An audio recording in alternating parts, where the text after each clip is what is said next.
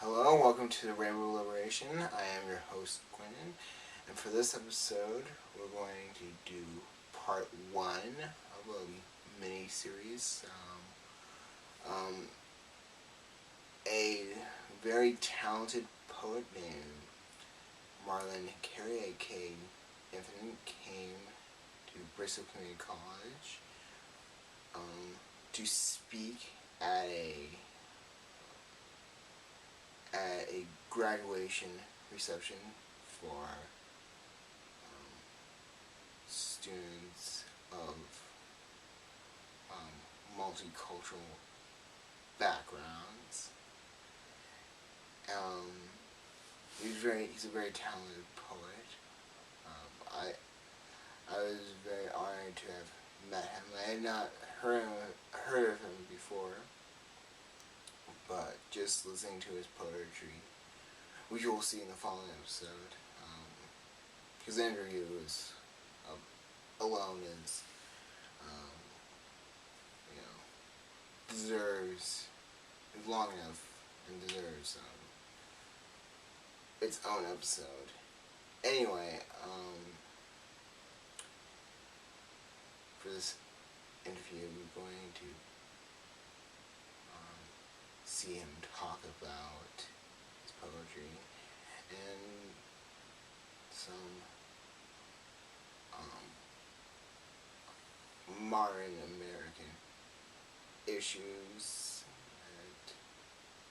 that he might shed some wisdom or opinions, share some opinions he has. And it should be very interesting. Let's roll clip and see. Just state your name. My name is Marlon Carey, also known as Inphynit. And what are you doing here today, Marlon? I'm performing today as part of the Ahana celebration at Bristol Community College, and I'll be doing about 20-30 minutes set of poetry. That's cool. Now, are these all your poems, or Yeah, these are all my poems. I'm performing mostly work that I've written. I've performed poetry for a lot of years. Since I was about 8 years old, I've been performing, so now I currently go around the country performing and doing poetry in different places. like all over the country? I've been quite Coast a few to coast? places. Pardon me? Coast to coast? I haven't quite made it as far as California just yet. Or I have Alaska? Albuquerque, New Mexico. I've been to Minnesota. I've been to Georgia, many places. Not all. I've been to Texas as well, twice Texas. So a few different things with the National Poetry Slam, which I competed in for a lot of years. As my own, I work largely in the New England area now, going to schools K through 12, performing for assemblies and doing workshops. I do a lot of different things. I'm an MC. I have a label I work with called Dark Stars Records. My perform as Inphynit. And I do a lot of different things. How would you describe your poetry? Rhythmic, hip-hop elements are present. I would say definitely more musical than most poetry, but certainly I like great visuals. I like playing with different devices, types of rhyme schemes, and using larger words, things like that. Okay, would you like to name some of your poetic influences? Oh, I definitely, when I was growing up, I really loved Langston Hughes. So did I. One of my favorite poets. Yeah, Arnold Grant said he had a collection. Absolutely.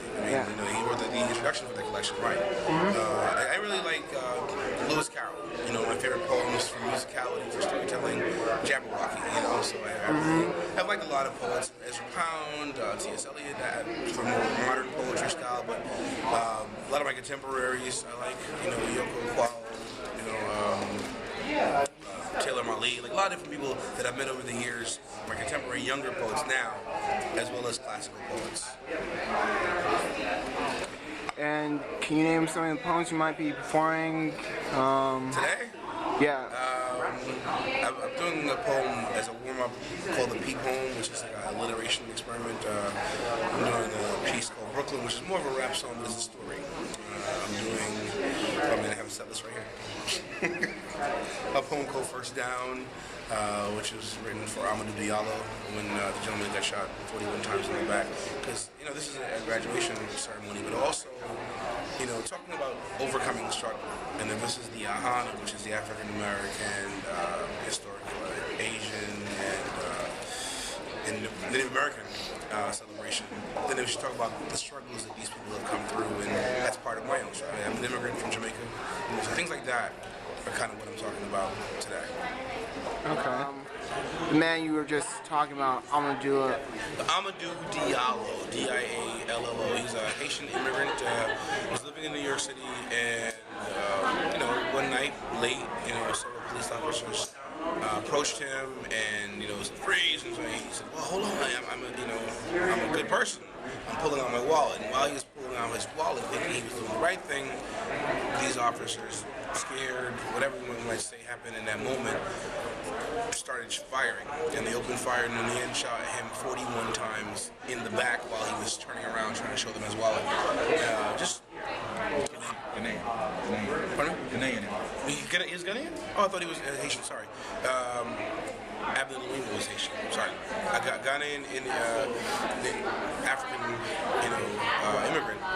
The point I was trying to make was that it's still happening today. If you look at what recently happened, Brown, Trayvon Martin a little while ago, but more even recently, Freddie Gray, like a lot of things happening in terms of police brutality, in terms of the basis of it all is just not understanding each other culturally enough to have that respect, What do you think about the things that are happening in Baltimore, on that note?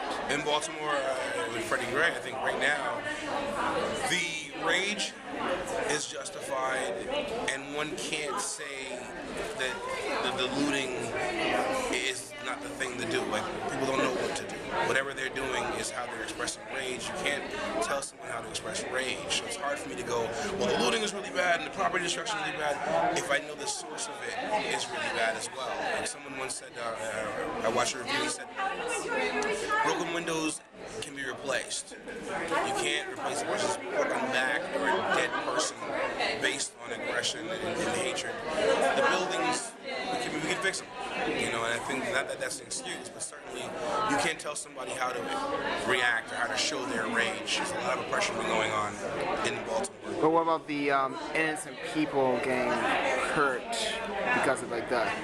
People having to go to the hospital, some people getting killed, officers getting killed. And certainly it's a terrible thing that anybody should be caught up in, and any violence should be done, But if we start focusing on what the victims of the violence are doing in reaction, we do forget the point that started it all. And I think that's something, it's a hard place to stand, and I don't want to justify anybody's wrongdoing. So I don't justify, hurting somebody who's innocent or going and shooting a random cop in the face or something versus the other thing, hurting and killing young black men in the streets who aren't armed. I think they're both wrong. I think the bigger picture is we need to look at one another as human beings. If I cut myself right now, I'd bleed blood red. Exactly. That's humanism. We got to get to that point. It's an evolutionary point. It's human, What do you think of the organization Black Lives Matter? I think that it's sort of one of those things, man. Like, Black History Month.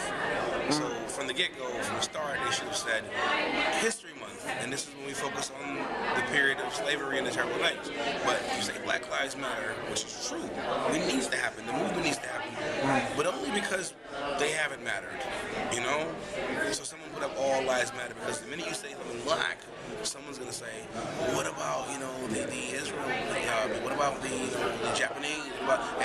Once you isolate one thing, so I think All Lives Matter is a more proactive campaign. But I understand, in order for things to change, we have to highlight the bad. Now, growing up, did you witness any bigotry or racism firsthand? Oh yeah, am 37 years old now, and that's, I think, part of what the pain is with me lately is that I experienced this growing up as a teen in Brooklyn, New York, and Dorchester, Massachusetts, where they said things like the black male is an endangered species. To be 37 with my own children now and have that still go on, certainly, I've experienced it too. I wouldn't want to talk about all of it now, but in my lifetime, I've experienced a lot of racism and bigotry and hatred just for being in this skin. Do you think it's gotten better? I thought it had, until recently. Well, racism does exist in different areas, but it's not as everywhere, right? It's not. I'd like to believe it isn't. I've been out of the country, which a lot of people have not, and so their perspective is only what's happening here.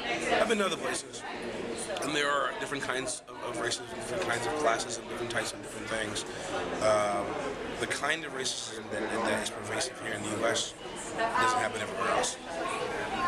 So I think we're getting ready. Big thank you again to Marlon. He definitely had some good opinions about modern American issues, particularly the Baltimore riots, and less specifically racism in general. Now I'm going to share with you some of my opinions, and to help me demonstrate my point a little bit more clearly, I'm going to play a little theme music just to end the episode.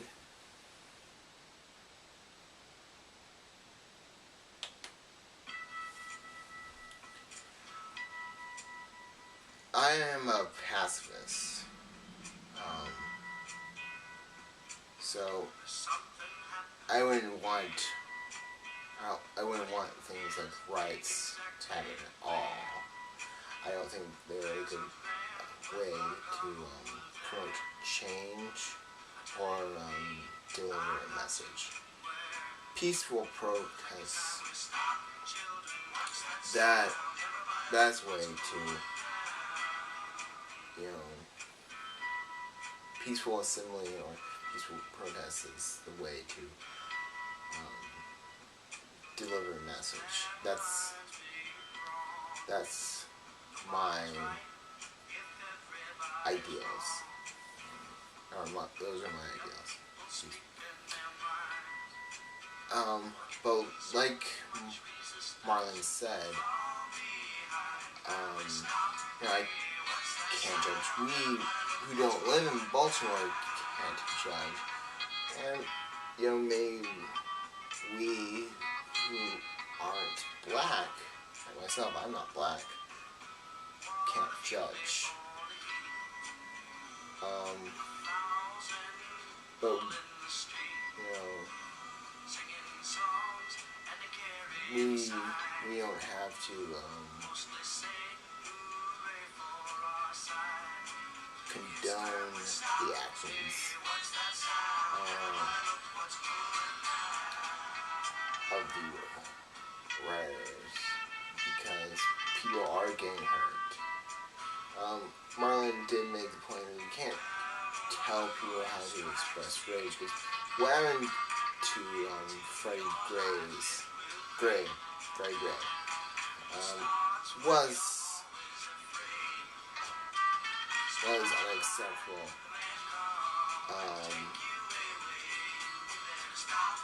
But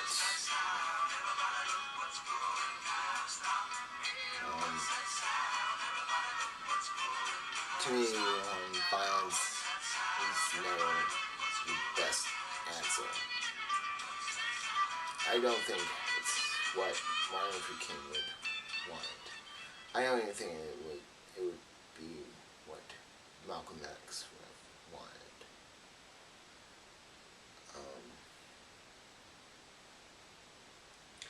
Now, in terms of the other thing,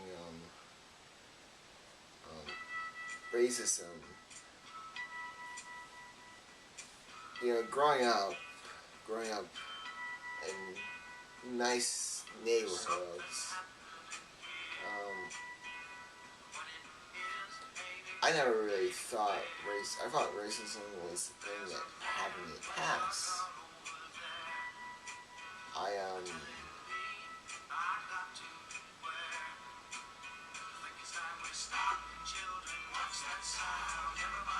I thought that it is something that we long since overcame. For much of my early years, naively, I thought when I was really young that racism was something that was ended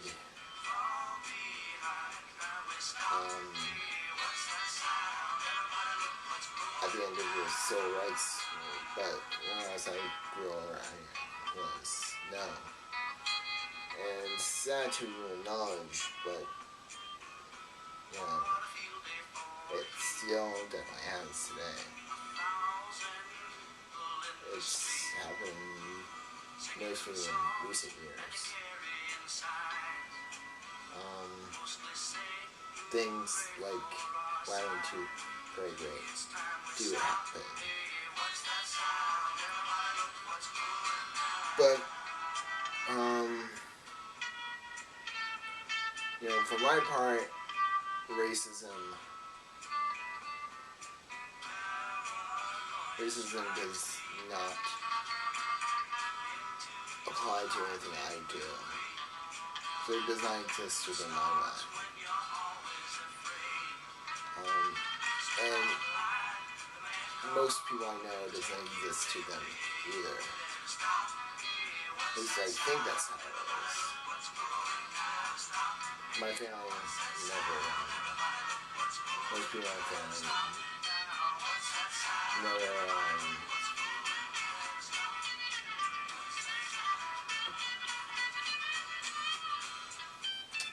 appeared racist to me. They never expressed any racist ideas or racist thoughts or any kind of bigotry. It was something that I was raised against. I was raised to be against bigotry, sexism, racism.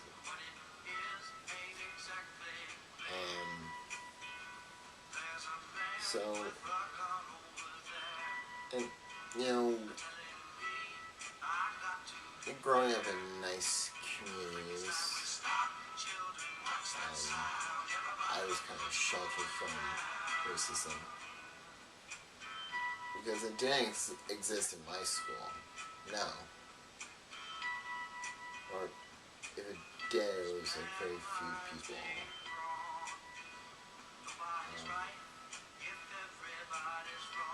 But I grew up in a community of mixed ethnicity, and everyone seems to just treat people the same regardless.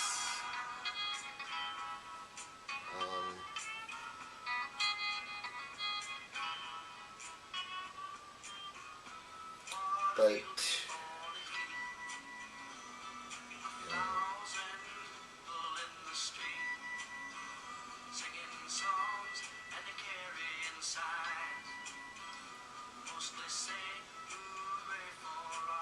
I think racism is on its way out. And that's actually part of the reason. That's the kind of hope I had when I started the Rainbow Liberation, to teach acceptance and understanding, to celebrate, respect, and support people of all demographics, regardless of race, ethnicity, sex, gender orientation, sexual orientation, religion, everybody. Anyway, if I carry on too long, I gotta start rambling.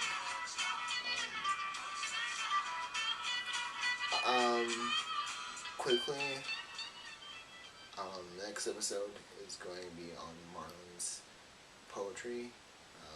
I didn't fit it all into just one giant episode because it'd be so huge, no one would ever want to watch it. And, you know, his poetry is big enough that it deserves its own episode just by himself. So, stay tuned for, I guess, like, Marlon the Poet Part 2, or Episode 2, with a mini-series.